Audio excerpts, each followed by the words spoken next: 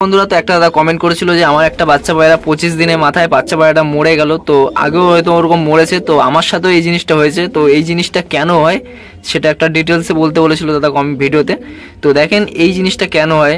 এই জিনিসটা সবসময় দেখবেন যাদের খোপটা কাঠের হয়, মানে যে কাঠের খোপ হয় তাদের সাথে কিন্তু এই জিনিসটা বেশি হওয়ার চান্স থাকে। কারণ যখন পায়রা বাচ্চা ছোট থাকে তখন, আর দেখবেন এই জিনিসটা ছাওয়া জায়গায় যদি বাচ্চা পায়রা বড় হয়, মানে ধরেন এই বাচ্চা পায়রাটা ছায়া জায়গায় বড় হচ্ছে, মানে এরকম খোলামেলা নেই, রোদ পড়ে না পায়রার গায়ে, যদি ছায়া জায়গায় বাচ্চা পায়রা বড় হয় সেই বাচ্চা কিন্তু যখন খোপ থেকে বেরোয়, মানে আমার সাথেও হয়েছে এরকম যে অনেক, মানে যে কবার বাচ্চা হচ্ছিলো সব দেখছিলাম মরে যাচ্ছিলো। তো আমি বুঝে উঠে পারছিলাম না বাচ্চা পায়রা ঠিক আছে, কিন্তু পরে গিয়ে বাচ্চারা যেই খোপ থেকে বেরোচ্ছে তখনই বাচ্চা পায়রা কদিন ঘোরাঘুরি করে মরে যাচ্ছে। তো এটা কাঠের খোপের মধ্যে হবে। আর যদি পায়রার খোপের মধ্যে যদি জল জল ভাব থাকে, তো আমার এখানটা দেখেন জল এসছে। তো এই জলটা আমি ভেবেছিলাম এইখান থেকে গেছে, কিন্তু এখান থেকে জল যায়নি, জলটা এসছে হলো এই যে এইখান থেকে জলটা ঢুকেছে। তো এইখানটার কিছু একটা দিয়ে দিতে হবে। তো এই জলটা আমি এখন দেখলাম যে জলটা ঢুকেছে, আর এইটাতেই ঢুকেছে, খালি এইগুলোতে আর ঢুকিনি। দেখেন এটা ঢুকেছে অল্প মনে হচ্ছে, ক্যামেরাতে বোঝা যাচ্ছে হালকা হালকা, অনেকক্ষণ বৃষ্টি হয়েছে এই দেখেন। তো ওইটা হলো আপনারা দেখবেন এরকম কাঠের ঘরের মধ্যে যখন পায়রা পায়খানা করে, যখন দেখবেন খোপটা ভিজে থাকে তখনই কিন্তু এই সমস্যাগুলো হয়। আর দেখবেন ছায়া জায়গায় যদি থাকে, মানে পায়রা বাচ্চা ছায়া জায়গায় ডিম বাচ্চা করে ফুটে বেরোলো, সেখানে কিন্তু এটা হয়। তো এইটার থেকে আপনি কীভাবে বাঁচবেন আমি বলে দিচ্ছি।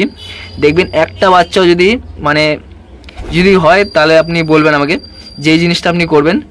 এই যে এরকম আপনার যদি কাঠের খোপও থাকে, পায়রার খোপ কাঠের থাকে, মানে যাদের পায়রা খোপ কাঠের তারা কি করবেন, এরকম একটা এক্সট্রা 1.5 ইঞ্চির মতো এক্সট্রা এরকম তুলে রাখবেন, যাতে এইখান থেকে আপনি নোংরাটা বের করতে পারেন। এই যে এই নোংরাটা দেখতেছেন এটা বের করতে পারেন। আর উপরে এরকম নেট দিয়ে আপনি ওটা বানিয়ে নেবেন, বুদ্ধি লাগিয়ে যেভাবে বানেন। তো আপনি এই জিনিসটা করবেন, এরকম একটা নেট দিয়ে 1.5 ইঞ্চি গ্যাপ রাখবেন, এই যে কাঠ থেকে 1.5 ইঞ্চি গ্যাপ রাখবেন। তো এই গ্যাপটা রাখলে কী হবে, মানে এখানে আপনার যে কটা জিনিস আমি বলছি ওই জিনিসগুলো করবেন, একটা বাচ্চাও আর কিন্তু মরবে না। আর ছায়া জায়গায় রাখবেন না ভুল করেও, বাচ্চা জোড়া পায়রা এমন জায়গায় রাখবেন যাতে পায়রার খোপে একবেলা হলেও কিন্তু রোদ পড়বে। এই যে এই জিনিসটা করবেন, এরকম একটা কাঠের উপরে 1.5 ইঞ্চি উঁচু করে, মানে 1.5 ইঞ্চি মতো গ্যাপ থাকবে, এই কাঠ থেকে 1.5 ইঞ্চি গ্যাপ থাকবে। তো এই জিনিসটা আপনি করতে পারেন, এই জিনিসটা করবেন। আর দেখিয়ে দিচ্ছি, পায়রা খোপে জল রাখবেন, যে পায়রাটা বাচ্চাটা মানে বাচ্চা হবে সেই খোপে জলটা রাখবেন। আর খাবার তো থাকবেই, কারণ বাচ্চা পায়রা ওর মা বাবা খেয়েও মানে ওর বাচ্চাকে খাবে। তো ওই জিনিসটা আপনার করতে হবে, এই পায়রা খোপে জল রাখতে হবে, খাবার রাখতে হবে, আর 1.5 ইঞ্চির মতো গ্যাপ দেবেন। আর পায়রা খোপের মধ্যে যেন জল না থাকে, মানে খোপের মধ্যে যেন জল জল ভাবটা না থাকে। আর যেটা বললাম, মানে পায়রা যেখানে রাখবেন পরিষ্কার খাবার দেবেন, আর কিচ্ছু করতে হবে না। পায়রা কিন্তু একটাও মরবে না, বুঝতেই পারছেন, বাচ্চা পায়রা কিন্তু একটাও মরবে না। রোদ দেবেন, 1.5 ইঞ্চি গ্যাপ থাকবে বাচ্চা হবে। আর পায়রাকে আপনি ঘরের ভিতরেও আটকে রাখেন, এরকম ঘরের ভিতর আপনি না ছাড়বেন, মানে বেলায় একবার ছাড়তেই হয় পায়রাকে। তো একবার হলেও পায়রাকে বাইরে ছাড়বেন, একদম আটকে রাখলে পায়রার গায়ে চর্বি হয়ে যায়, তখন কিন্তু সেই বাচ্চা থেকে ডিম বাচ্চাও ভালো হয় না।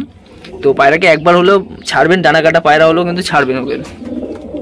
তো বুঝতে পারলেন, ওই জিনিসটা করলে কিন্তু যে 4-5টা জিনিস বললাম এইগুলো করলে কিন্তু একটা বাচ্চারও কিছু হবে না। আর পায়রার খোপের বাইরে, মানে আমার এখানটা দেখতেছেন, এই যে এইসব জায়গায় দেখবেন অনেক নোংরা থাকে, মানে যে অনেক জায়গায় নোংরাগুলো জমে পচে যায়, আর পায়রা কিন্তু ওই জিনিসগুলো খায়। এবার কৃমি ভিটামিন এগুলোও কিন্তু করাতে হয়।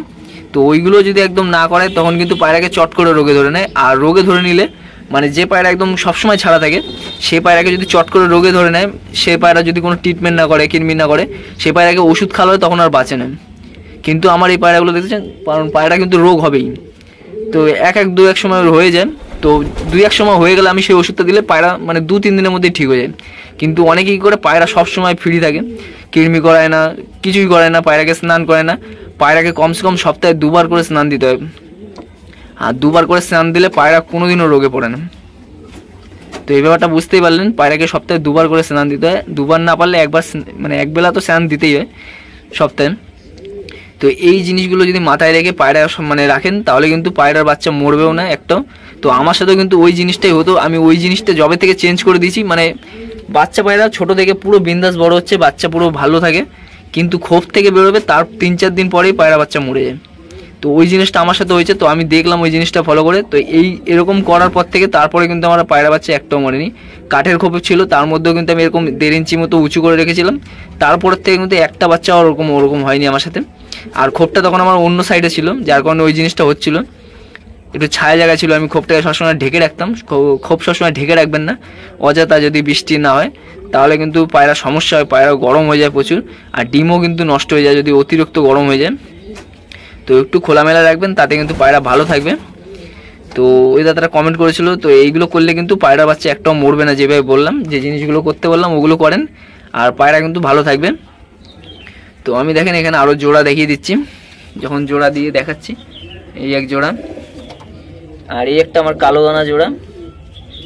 তো এটা হলো চোখের পায়রা, এই যে এটা চোখের পায়রা, আর ওই পাশে একটা ওড়ান পায়রা। তো এই নটটার জন্য আমি মাদি পাইনি বলে এই নটটা আমি 10,000 টাকা দিয়ে কিনেছিলাম। এই নটটা, এর মাদির দাম আরও বেশি, তো ওই জন্য আর মাদি কিনিনি। তো চোখের পায়রা এখন আর সেইভাবে দাম মানে বিক্রি করেও মজা নেই, ওড়ান পায়রাই সবাই খোঁজে। তো চোখের পায়রা যে আগে যেরকম দাম ছিল, তো সেই হিসেবে এখন কিন্তু চোখের পায়রা সেই দামটা নেই। এখন কিন্তু পায়রার চোখের পায়রার দাম একদম পড়ে গেছে, কিন্তু উড়ান পায়রা এখন সবাই চায়। আর চোখের পায়রা কেউ সহজে পুষতেও চাচ্ছে না, যারা নতুন যারা আছে তারা হয়তো পুষলেও পুষতে পারে, যেমন আমি ভেবেছিলাম চোখের পায়রা পুষবো। তো একটা কিনেছি, একটা কিনে মাদি কিনতে যাচ্ছি, বলছে 16,000 টাকা দাম, কিন্তু এখন দাম কমে গেছে। তো এদের পেট থেকে কিন্তু আরও চোখের পায়রা পড়ে, মানে আমার বাড়িতেই আছে, এর থেকেও ডিপ চোখের একটা বাচ্চা পড়েছে। এ দেখেন চোখটা দেখেন, এর থেকেও ডিপ বাচ্চা কিন্তু একটা আছে আমার কাছে। আর মাদিটার চোখ হলো খয়েরির মধ্যে দানা। তো এটা আমার মাথা খারাপ জেনারেশনের পায়রা, এদের বাচ্চার নজর প্রচুর। এই যে মাদিটার, এদের বাচ্চা একটাও যাবে না, মানে মরে না গেলে পায়রা রিটার্ন আসবেই, এমনই পায়রা। আর এই একটা আছে, আর এই একটা আছে, এর সাথে আমি আমার বাড়ির পুরনো জেনারেশনে পায়রা জোড়া দিয়েছি, আর এদের বাচ্চা 100% উঠবে। তো এই মাদি পায়রা ডানাটা দেখতে পাচ্ছেন, ওই যে দুটো ডানা উঠেছে, তাহলে বুঝতে পারবেন যে পায়রা উড়ান পায়রা না এমনি চোখের পায়রা। তো এটা পুরো কালো দানা পায়রা, কিন্তু পায়রা আমি ভাবছি ধরে দেখাবো। তো দাঁড়ান আমি দেখিয়ে দিচ্ছি। তো এই দেখেন মাদি পায়রাটা, চোখটা শক করেন। এটা হলো মুন্ডু সাদার বাচ্চা, এর মা হলো কালো খয়েরি দানা। তো এর চোখ আরও বেশি দানা হয়ে গেছে, এই যে চোখ, রোদ নেই বলে এই দিকটা বিকালবেলা, এই যে চোখ দেখেন। আর এই যে আমি ডানাটা দেখাচ্ছি, তাহলে বুঝতে পারবেন যারা পায়রা চেনেন। আর এর মধ্যে প্রচুর কাঁপানি, যদি পায়রাটা ছাড়িয়ে আপনারা দেখতে পারবেন। আর এই হলো পায়রাটা মোজা, এর বোন 6 ঘন্টা 7 ঘন্টা নর্মালে উঠতো, যে পায়রা উড়াতে পারে না তাকেও দিয়েছিলাম, সে উড়াতো এর বোনকে। আর একে আমি উড়াইনি কোনোদিনও, এই দুটো মাদি আমি রেখে দিয়েছিলাম, আর একটা মাদি ছিল ওটা দিয়ে দিয়েছিলাম, ওই মাদিটা মারা গেছে, ওর বাচ্চা উড়িয়েছিলাম। তো এই দেখেন পায়রাটা,